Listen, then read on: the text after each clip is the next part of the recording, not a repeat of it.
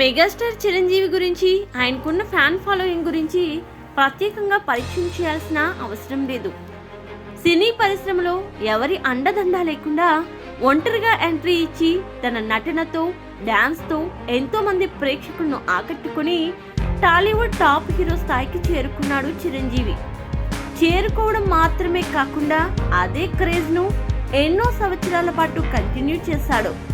కొంతకాలం రాజకీయాల వల్ల సినిమాలకు దూరమైన చిరంజీవి మళ్ళీ సినిమాలతో ప్రేక్షకులను అలరిస్తూ వస్తున్నాడు.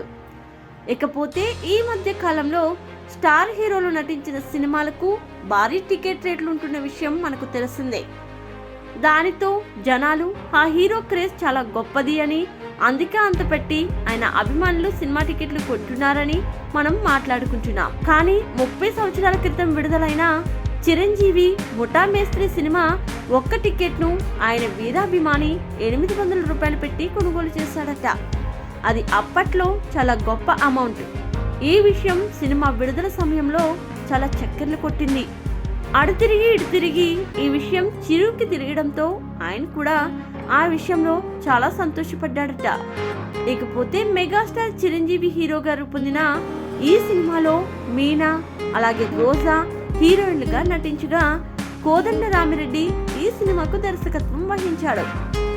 ఈ సినిమా రాజ్ కోటి సంగీతం అందించారు. 1993వ సంవత్సరం విడుదలైన ఈ సినిమా ఆ సమయంలో భారీ బ్లాక్ బస్టర్ విజయాన్ని అందుకొని బాక్స్ ఆఫీస్ ను షేక్ చేసింది.